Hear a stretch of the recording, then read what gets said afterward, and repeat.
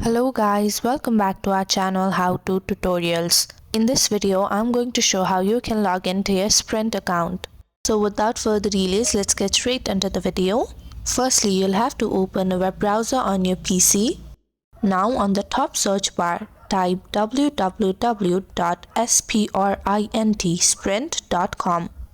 After you press the enter key, you'll be led to the official website of Sprint. Now on the top right corner of your screen, you'll be able to see the My Account button. If you click on it, you'll be able to see the drop down menu. Here you can see the login button. Click on it and you'll be led to a new login page. Here all you'll have to do is either enter your email, phone number or username associated with the Sprint account. I'm going to type in my email address.